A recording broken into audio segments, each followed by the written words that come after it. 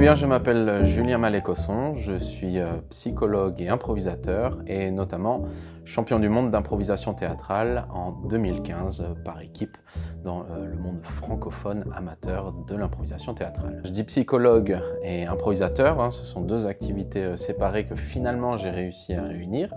Psychologue du travail, donc avec des interventions en entreprise. J'ai commencé notamment dans les ressources humaines et puis là actuellement je suis dans la formation. Et puis il va y avoir un aspect comportemental, donc je suis un des rares psychologues qui a une approche comportementale. Qu'est-ce que ça veut dire comportemental ?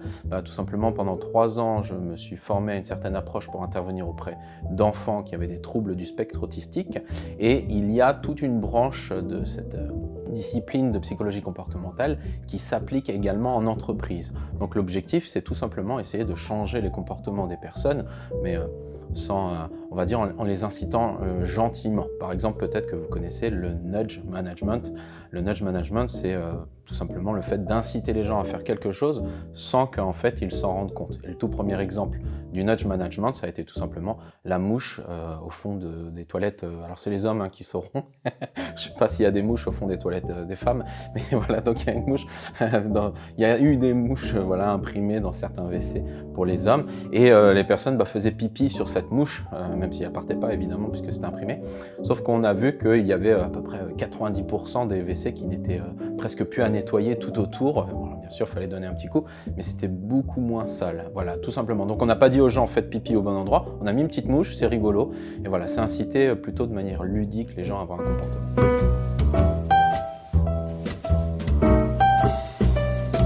L'improvisation théâtrale, qui à la base est surtout une discipline artistique, culturelle, et depuis que je suis champion du monde en 2015, il y a quand même toute une partie de mon activité où j'ai été sollicité pour intervenir en entreprise, que ça soit sur les spectacles, que ça soit sur le team building, donc la cohésion d'équipe, le théâtre forum qui permet de parler de certains sujets qui ne sont pas toujours évidents, comme par exemple la discrimination, le handicap. Ça permet de parler de ces sujets-là, mais de manière aussi plus ou moins ludique, mais surtout participative, immersive, et donc faire en sorte que les collaborateurs aient déjà des bons comportements. Voilà, puis après on appelle de l'habillage de cérémonie, c'est-à-dire qu'à partir du moment qu'il y a des conférences, je vais intervenir soit sur l'animation ou tout simplement pour faire un petit peu des petits sketchs, on va dire, ou des détournements de conférences. Donc par exemple quelqu'un qui fait une conférence, c'est la thématique là par exemple sur les épidémies, je vais reprendre totalement son diaporama et je vais dire écoutez, on s'est totalement trompé, on a fait la mauvaise présentation, est-ce que vous pouvez me dire déjà c'était quoi le thème de cette conférence? Quelqu'un va dire par exemple c'était comment faire une bonne chantilly. Très bien, alors on va reprendre les mêmes diaporamas, même s'il y a des petits virus, des petits logos, tout ça, on va essayer de reprendre ça mais en parlant de chantilly. Donc voilà, donc ces deux activités, improvisation et psychologie, que j'ai réussi à réunir puisque maintenant on me demande d'intervenir, notamment en entreprise, sur des sujets un petit peu plus délicats où je ne vais pas juste faire du spectacle, mais je vais aussi donner un petit peu des éléments complémentaires, comme par exemple intervenir sur la sécurité au travail, les risques professionnels. Donc je peux faire un spectacle juste illustratif et rigolo de gens qui vont prendre des risques au travail, mais si je vais aussi illustrer par des petits éléments, comme par exemple le fait qu'on pense que les choses ne nous arrivent jamais et arrivent toujours aux autres. Par exemple que nous contrôlons mieux les choses que les autres, ou tout simplement le biais de confirmation, le fait que dès qu'on a une idée sur quelque chose, on ne va voir que les choses qui vont les confirmer. Si jamais effectivement ça n'arrive qu'aux autres, je veux dire, vous voyez, voilà, je contrôle, ça n'arrive qu'aux autres.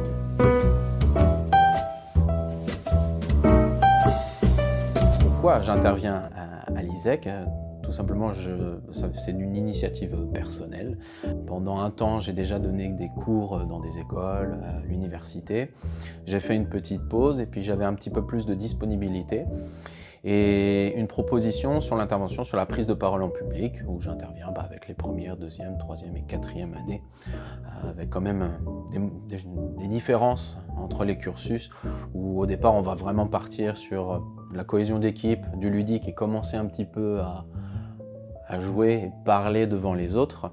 Et puis il va y avoir une progressivité en fonction des années, où à la fin il faut être totalement à l'aise, c'est l'idéal, et quelque part ne plus être autant stressé par l'enjeu d'un événement de prise de parole.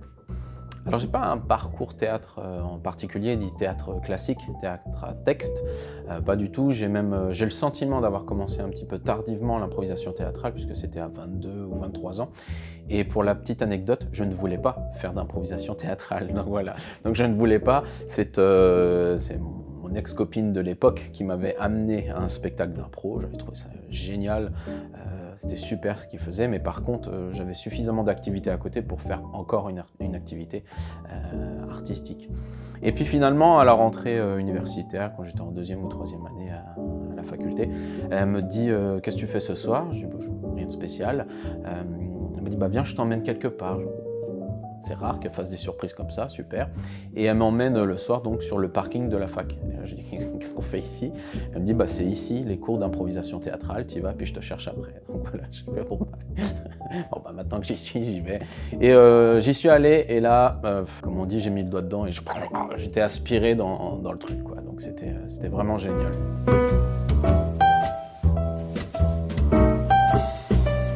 Et je suis resté dedans, j'ai fait une petite pause pendant mes études, juste le temps de m'assurer d'obtenir mes diplômes et de commencer correctement ma carrière. Mais ma première envie, c'était d'y retourner. Voilà. Et puis après, les choses se sont faites un peu au gré, c'est-à-dire j'ai jamais envisagé être dans l'équipe de France. Et c'est quelqu'un qui me dit « tu devrais postuler dans l'équipe de France ». Et au final, cette personne, à terme, est devenue sélectionneur. Donc je me suis dit « bon, j'ai peut-être mes chances » puisque lui-même me dit « il faudrait postuler ». J'ai été dans l'équipe de France, j'ai fait 3 fois championnat du monde et en 2015, on a gagné le championnat alors que c'était la première fois que la France gagnait, je ne sais plus, c'était le 23e mondial d'improvisation.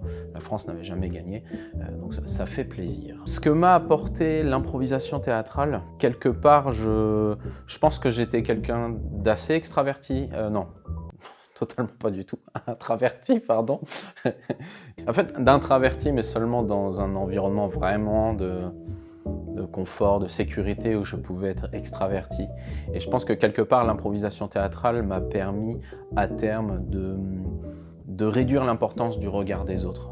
C'est-à-dire qu'on a toujours le sentiment qu'on va être jugé, peu importe ce que l'on va faire, et notamment dès qu'on va prendre la parole en public. Et ça, je pense que c'est l'une des premières choses sur lesquelles moi je m'appuie lorsque je vais intervenir sur la prise de parole en public. Et peut-être sur laquelle moi je me distingue, parce que quand les autres interviennent, en général, ils vont dire bah voilà, on va faire des techniques de gestion du stress, respiration, tout ça. Je dis ok, c'est très bien, je vais aussi faire un petit peu ça, sauf qu'en général, quand on est dans l'événement, on est stressé. Pourquoi? Parce qu'il se passe quelque chose, il y a un enjeu. Et l'objectif, c'est quelque part de réduire l'enjeu. C'est se dire, qu'est-ce que ça fait si je rate en vrai? Est-ce que vraiment ça va avoir tant de conséquences que ça? Donc, une des choses que moi j'apprends aux personnes, c'est vraiment réduire l'enjeu. Et au contraire, s'en amuser, voire totalement assumer. J'ai fait une erreur. Hey! Tout le monde a vu que j'ai fait une erreur. Ouais, c'est OK. Et je le prends et je continue.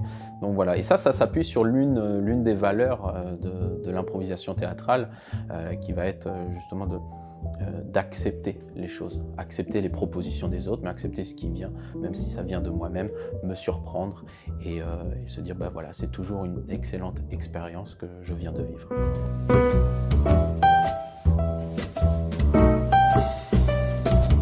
Mes cours vont être différents en fonction des objectifs. Donc évidemment, je ne les ai pas préparés de la même manière. Il va y avoir à chaque fois des objectifs pédagogiques. Et plus on va évoluer dans les cours et qu'on va arriver en 4e année, ça va être beaucoup plus immersif et on va être beaucoup plus dans des mises en situation, alors qu'au départ, ça va être très ludique. Mais comment je commence un cours? En vrai, je fais des blagues. Mais gentiment. On a dans ma compagnie théâtre un slogan qui n'est pas forcément affiché, mais qui est vraiment ce qu'on souhaite exprimer, c'est pro et rigolo. C'est-à-dire que les personnes comprennent que je suis vraiment professionnel, donc je donne un certain cadre professionnel dans ce que l'on va faire, mais là-dedans, on va s'amuser. Et moi-même, je m'amuse. Et je pense que la première des choses que je montre, mais qui est naturelle et que je pense que les gens doivent faire également, c'est se dire, en fait, moi, je m'amuse à être là. Je ne m'en amuse pas, je ne m'en moque pas, non, mais je m'amuse, j'ai plaisir d'être avec les personnes. Donc en vrai, dès que ça commence, voilà, qu'il y en a un qui dit quelque chose, je vais rebondir dessus, je vais faire une petite blague. Donc en vrai, mes cours commencent vraiment par 2 ou 3 petites blagues, comme ça détend potentiellement l'atmosphère parce qu'ils savent en général qu'on va être sur la prise de parole en public. Il va y avoir un comédien, on va faire du théâtre. Je pense qu'en voyant que je suis bienveillant et que je fais des petites blagues tout en gardant un cadre professionnel, je donne un environnement assez sécure pour qu'eux-mêmes ils puissent un petit peu se lâcher plus facilement et s'engagent dans les exercices que je propose.